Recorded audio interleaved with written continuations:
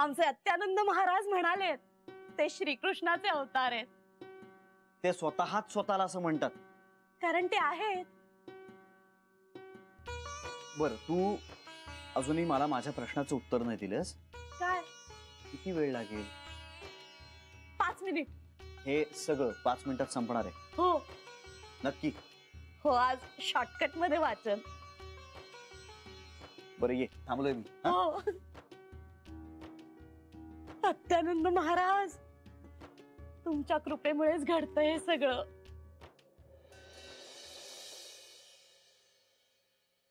काय हो तुम्ही? हा, तुम्ही माझा काही मानच ठेवत नाही. अगदी त्याच्या समोर फटकन बोललात, तुला यायचं असेल तर ये, नाही तर नको येऊ म्हणून. हे तुम्ही जे असे वागता ना, तुमच्याकडूनच शिकलाय, म्हणूनच आईची किंमत कळत नाही त्याला. किंमत मागून मिळत नाही कला, ती कमवावी लागते आणि कमावण्यासाठी आधी ती द्यावी लागते. कुणाला? तू त्याच्याशी कशी बोलतेस याचा विचार केलायस तू कधी? त्याच्याशी कसं बोलायचं आता मी? अगं त्यालाही मान द्यायला हवा ना. मोठा झालाय तो, आता लग्नाला आलाय. मान द्यायचा म्हणजे काय आता त्याला आहो जाओ म्हणायला लागू की काय? अहो, लग्नाचा झालाय म्हणूनच म्हणते ना मी. तुम्हीच जर मला मान दिला नाहीत, मला किंमत दिली नाहीत, तर नव्याने जी मुलगी सून म्हणून घरात येईल ती तरी देईल का? तिने मला सासूचा मान दिलाच पाहिजे. तुला सतत सगळ्यांनी दिलं पाहिजे. तू कधी कुणाला द्यायचा विचार करतेस का ग? काय अजून काय द्यायचंय? सगळं आयुष्य झिजवलं पोरांना वाढवण्यासाठी. जग नाव काढतंय हा माझ्या मुलांचं. अशी सोन्यासारखी पोरं कोणी घडवली? मीच ना. झालं झालं, सगळे कष्ट करून झाले. आता आराम करण्याचे दिवस आहेत माझे. सून आली की तिच्या हातात सगळा कारभार मी देणार. मी फक्त खाटेवर बसून खाणार, कळलं? तिने मला चहाचा कप द्यायचा हातात. माझा चहा पिऊन झाला की चहाचा कप तिने उचलून न्यायचा. हातात ताट. मी ताटावरून उठले की सून उचलेल माझं ताट. आणि कपड्यांचं मी तर मशीनच मागून घेणार आहे तिच्या वडिलांकडनं. अहो, म्हणजे त्यांच्याच पोळीचे कष्ट वाचतील ना, असंच सांगेन त्यांना. आणि भांडी कुंडी, कचरा, लादी, स्वयंपाक पाणी हे तर सगळं सुनेनेच करायचं असतं. आणि हो, प्रत्येक सणावाराला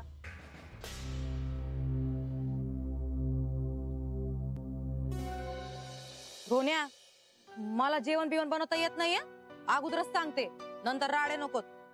नाही म्हणजे तू मला जेवण बनवायला सांगशील आणि नंतर मला काय ते बनवता येईना म्हणून ओरडशील ना. कसं आहे, घरी मम्मीच बनवते ना जेवण. पप्पा नेहमी म्हणतात तू पैसा मिळव, घर कामाला काय बाई ठेवता येईल.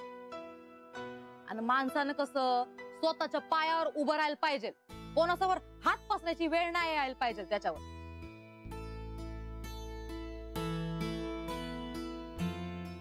नाही म्हणजे मला आवडेल तुझ्यासाठी जेवण बनवायला, पण मला नीट नाही बनवता येत.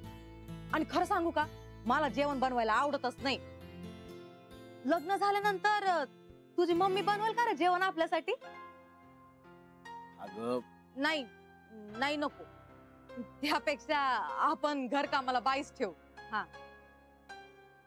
तसं काय माझा पगार काय घरी द्यायला लागत नाही. हा, त्यापेक्षा आपण माझा समजा पगार ना या कामासाठी वापरू. काय झालं तुझं? सुनीता, हे सगळं नंतर बोलूया ना आपण, नंतर बघूया. आधीच परवाचं टेन्शन आलंय मला सॉरी. का? आता कशाला टेन्शन घ्यायचं? अगं का काय शिफ्टिंग आहे परवा, आणि मला जाम वाटतंय की आई डोकं खाणार आहे सॉरी. आता त्या कशाला डोकं खातील तुझं? हो, तू अजून पुरतं ओळखला नाहीये साईला. तुला खरं सांगू का, मला ना तुझी फॅमिलीच काही कळत नाही बाई.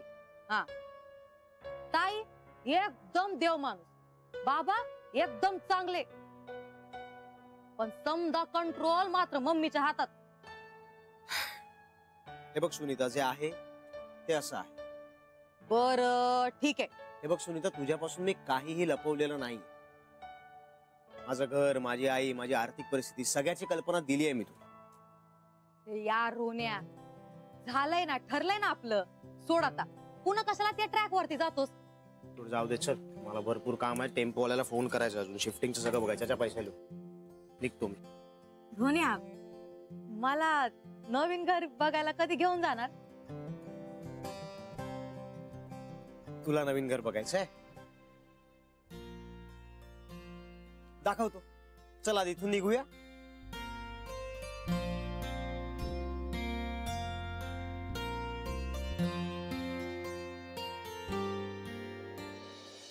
श्री, हम्म. हा मुलगा कसा आहे? छान वाटतोय ना? हे हो. वय वर्ष 56 आहे त्यांचं. मग काय झालं? अगं हो, पण तरी त्यांना तो मुलगा असं कसं म्हणायचं? ऑड आहे किती. श्री, मग ते मुलगा असं म्हणूया का आपण? हा, तर ते मुलगा नोकरी करतात. ते मुलगा त्यांच्या घरामध्ये एक मारते काय? श्री, म्हणून सरू मावशी हर्ट होतात. अशी मस्करी करत असतोस तू त्यांची. अगं पण मी लग्नाला नाही हसलो, तुझ्या शब्दरचनेला हसलो. सरू मावशी या. बघ जान्हवी, मी म्हटलं होतं ना, अत्यानंद महाराजांच्या कृपेमुळे सगळं ठीक होईल. हो. हे सर्वशी, हे बघ, सगळ्या डिटेल्स मी भरलेल्या आहेत त्या फॉर्म मध्ये. आता फक्त वराकडनं काय अपेक्षा आहेत त्या सांग, म्हणजे लिहून टाकूया. लिह, श्री अत्यानंद महाराज प्रसन्न. अरे लिह ना, सुरुवात ना अशीच करायची असते. अरे लिह ना, श्री श्री अत्यानंद महाराज प्रसन्न. लिह लिह. अगं उगाच जागा वाया जाईल इथे. अशी कशी वाया जाईल रे? त्यांच्या कृपेमुळेच घडतंय सगळं. मावशी, अगं 5-6 ओळींमध्ये सगळं बसवायचंय. श्री श्री अत्यानंद महाराज प्रसन्न, याच्यात अख्खी एक ओळ वाया नाही का जाणार? हो. हे बघ, तू लिह, श्री श्री सद्गुरु अत्यानंद महाराज प्रसन्न. ए मावशी, तुझं आता हे वाढत चाललंय. अरे मग काय, हे 5-7 वाक्यामध्ये कशा अपेक्षा लिहिणार? म्हणून ना मला या ई साईच आवडत नाही. आपल्या वधूवर सूचक मंडळात माहितीये का मी काय केलंय? बाकीची सगळी माहिती लिहायला अर्ध पान आणि वधूवरांच्या अपेक्षा लिहिण्यासाठी 8 पानं ठेवली. अगं पण आता आपल्या वधूवर सूचक मंडळात तुझ्यासाठी स्थळ नाहीये, हो की नाही? हो ना रे, सगळी आपली लहान लहान मुलंच येतात, 20च्या आतली. 50च्या वरचं एक स्थळ नाही रे. सगळ्या 50च्या पुरुषांची लग्न झालेली असतात का? तसं नाहीये सरू मावशी. अहो, आम्ही आता एवढ्यातल्या एवढ्यात 5-6 स्थळं पाहिली, 55च्या पुढची. ए बरं, मला अपेक्षा सांग. चल. अपेक्षा श्री श्री सद्गुरु विश्वमित्र अत्यानंद महाराज प्रसन्न यानंतरच येत.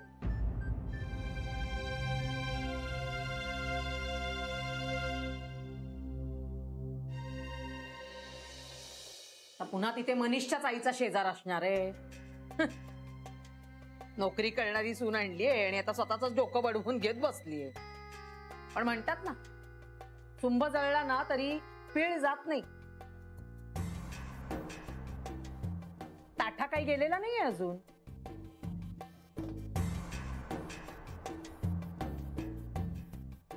तिच्या आधी नातवंडाचं तोंड मीच पाहणार आहे म्हटलं ना तिला, तर मला म्हणते कशी, मुलीचं पोर म्हणजे काय आपलं नातवंड नाही. मुलाचं मूल ते आपलं खरं नातवंड.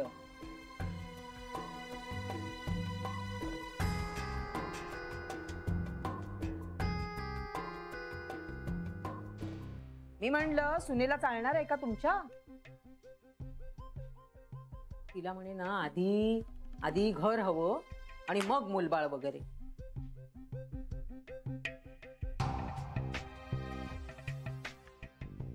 पिंट्याचं लग्न झालं ना की घर पण मिळेल आणि नातवंड पण होईल. मनीषच्या आईच्या नाकाला काय मिरच्या झोंबतील ना हो. सुदे, चांगलं नाकावर टिच्चून आपण 2 BHK मध्ये जायचंय. ते काय?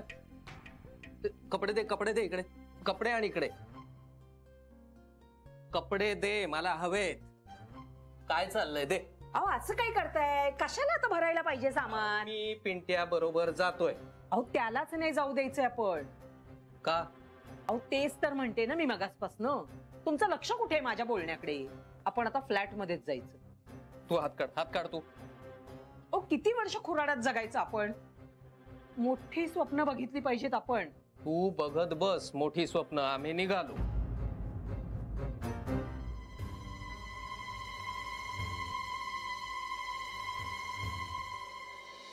सरू मावशी, तुम्ही अपेक्षा सांगा ना, श्री सगळं ऍडजस्ट करेल.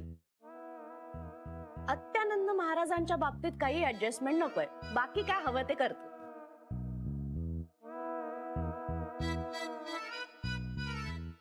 सर्वशी अपेक्षा सांग तुझ्या. सांगते हा. माझा नवरा ना श्रीकृष्णासारखा असावा. चतुर, धोरणी, पराक्रमी आणि मुत्सद्दी. हो, पण पत्नीच्या बाबतीत मात्र तो श्री रामचंद्रांसारखा असावा. एकनिष्ठ.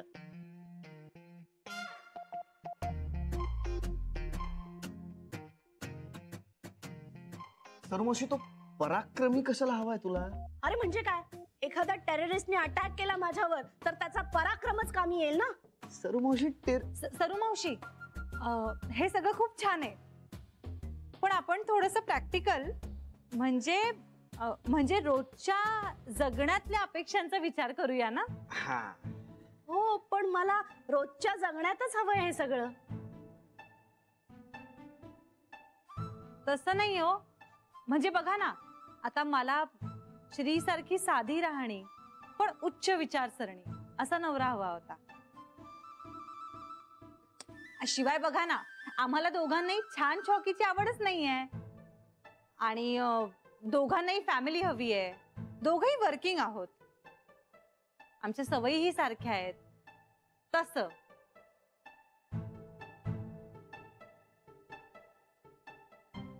म्हणजे बघ सर्वशी, मला सुद्धा कशी एक साधी, कुटुंबाला धरून ठेवणारी, सगळ्यांना सामावून घेणारी, किमान ग्रॅज्युएट, नोकरी असेल तर उत्तम अशी मुलगी हवी होती, हो की नाही? तर असं काहीतरी सांग ना, साधं.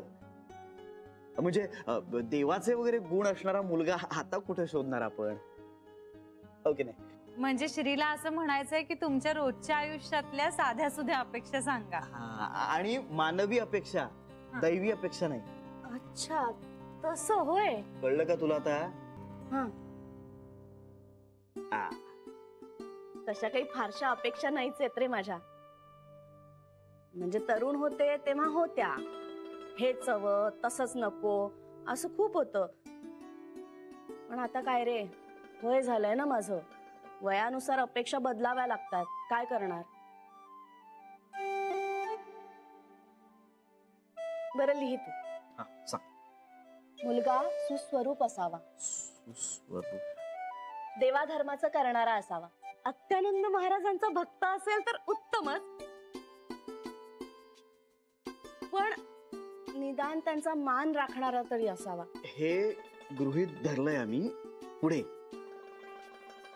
त्याला टक्कल किंवा ढेरी नसावी.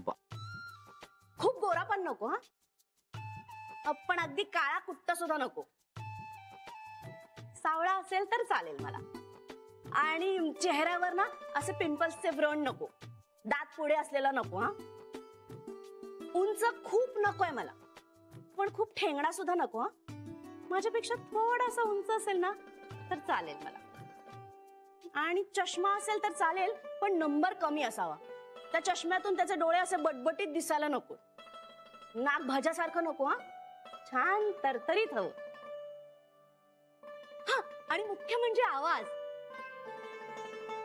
मुख्य म्हणजे आवाज चांगला असायला हवा, मधुर, जणू काय श्रीकृष्णाची बासरीच वाजते. वा. पण मधुर म्हणजे बायकी नको हा, पण पुरुषी म्हणजे घोगरा सुद्धा नको. म्हणजे आवाज पुरुषीच हवा, पण आवाजात गोडवा आणि बोलण्यात मार्दव असावं. आणि हो, ते फुलांचा शर्ट घालणारा नको हा. अत्तर बित्तर लावणारी माणसं तर मला सहनच होत नाही. आणि पायाचे तळवे स्वच्छ असावे, भेगा न पडलेले, शुचिरभूत वाटेल असा असावा. सरू मावशी, त्यांचा स्वभाव आणि नोकरी वगैरे ते हो सांगते ना, लिह रे श्री. स्वभाव ना कठोर नको, मृदू असावा. हो पण म्हणून रडा नको. हा, उठ सूट डोळ्यातून पाणी काढणारा असेल ना तर मला नाही चालणार. आणि हे जग म्हणजे सगळं काही आहे असं नाही. हं, हे आयुष्य म्हणजे एक वस्त्र आहे आपण परिधान केलेलं. ते सोडून चैतन्य रूपी आत्मा परमात्म्यात विलीन होणार आहे हे जाणणारा असावा, प्रिन्सिपल्स वाला असावा. आध्यात्मिक धार्मिक गोष्टींची आवड असावी. पण धार्मिक गोष्टींची आवड म्हणजे सोवळं नको. हा, छान पूजा पाठ करणारा असू दे, जुळवून घेणारा असावा. पण म्हणून सारखा सलगी करणाराही नको. हा, बायकोला जपणारा असावा. पण म्हणून बायकोच्या ताटाखालचं मांजर असलेला नवरा नको बाई मला. कुटुंब मोठं असेल ना तरी चालेल मला, पण सासू सासरे मात्र ना छान असेच हळवे साधे, मला जपणारे प्रेमळ असू दे.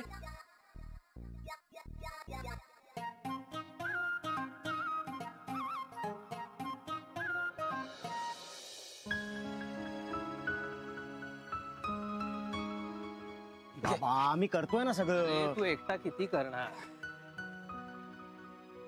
बाकी झालंय ना सगळं? हो. सावकाश. ठेवायचंय. तू तू येतेस आमच्या बरोबर? हो, तर माझा नवरा आणि मुलगा दोघेही जाते तर मी काय इथे एकटी राहून करणार आहे? जे सामान घेतीस. गंमत करता की काय? धरे ठेव, सांभाळून ठेव जरा, नाजूक सामान आहे ते. तस मुसळेपणाने आपला नुसता टाकत राहील. काय गरज होती काय? धर, मूर्खपणा आहे नुसता. जरा सांभाळून ठेव पण ते तिकडे. बघा ना केवढा उठा रेटा झाला तो. म्हणून सांगत होते मी, काय गरज होती आत्ताच सगळं करायची? घे बॅग घे, नीट ठेव जरा, एकावर एक ठेवू नको, पडल्या तर. काही कोणी हाताला धरून घराबाहेर काढलं नसतं आपल्याला.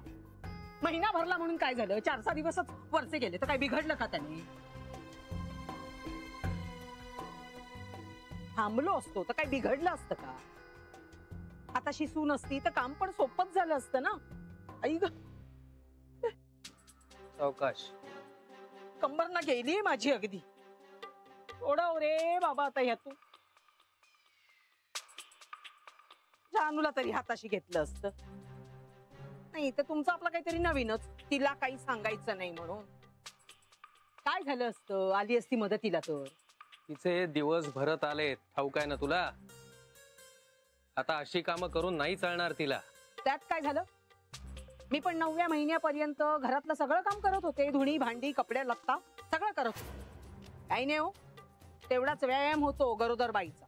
तिचा व्यायाम ती तिच्या घरी करेल. आपली कामं करून व्यायाम व्हायची गरज नाहीये तिला. गरज नाही काय? आईला थोडी मदत केली तर पुण्यच लागेल ना तिला. तिला गरज नाहीये पुण्याची. चिकार पुण्य केलंय तिने. पण घर लावायला मात्र मी जानूलाच बोलावणार आहे. तुम्ही काही म्हणा. हे काय करताय? वो हमारा मुलगा आएगा ना, बॅग रखने का है. मराठी आहे तो, मराठी कळतंय त्याला. मग काय हिंदी कळत नाही त्याला? हा बंद नाही करने का. जा जा तू जा. अरे बाबा जा, नाहीतर ही बसेल टेम्पो चालवायला तुझ्या जागेवर. त्याच्या समोर काय अपमान करताय माझा? अगं अपमान कुठे केला? स्तुती केली तुझी. कळली नाही तुला ती? कळते मला, पण अरे आता या टेम्पोत एवढं सामान ठेवलं तर बसायचं कुठे? अगं आई, तू आणि बाबा रिक्षाने जा, मी टेम्पो सोबत येणार. अरे रिक्षाने कशाला? हा एवढा मोठा टेम्पो कशाला केला मग आपण? अगं मी रिक्षानेच जाणार आहे की नाही, त्यासाठी पैसे लागणारच आहेत ना. तेच तर म्हणते ना मी. आई आता तू काही म्हणू नकोस. तू रिक्षाने जा बाबांसोबत, ओके? टेम्पोने मी जाणार. पिंट्या, अरे ही बॅग घ्यायची राहिली ना. बॅग तुम्ही कधी निघताय रे? आम्ही उद्याच निघतोय. हा टेम्पो बुक केलाय. बरं पिंट्या तू हो पुढे, मी आणि गीता बाईक नेतो. बर ठीक आहे. अहो ह्याने नसतं का सोडलं आपल्याला बाईकवर? 2-3 खेपा झाल्या असत्या. नाही काकू, काय आहे, मला पिंट्या बरोबर सामान उतरवायला तिकडे थांबायला लागेल ना, म्हणून मी चाललोय पुढे. पण ते गीता आहे ना, कला, माझं काही म्हणणं नाहीये. मनीष तू पुढे, तिकडे भेट मला. काका येतो आम्ही, हो हो, तिकडनंच ऑफिसला पण जातो. सावकाश जा. चल गीता. थँक्यू, भेटू आपण. बाय. मी जरा चालवायला येतो भेटून. काही गरज आहे का? हा, जाता जाता भेटून जायची. एक तरी धड आहेत का ते? माझे चांगले संबंध आहेत सगळ्यांशी. तुम्ही ठेवा चांगले संबंध. घेऊन भेटतच राहील ना तुम्ही. कसं काय आई बाजूला हो. आता ना मला असं सगळ्यात बाजूला काढा. कळतंय मला, कळतंय. टाळा कोण लावेल त्याला? सामान पडलं तर पुन्हा आणखीन मलाच उठाठेव करत राहावी लागेल. सांगत होते ह्याच्यात बसून जाते म्हणून.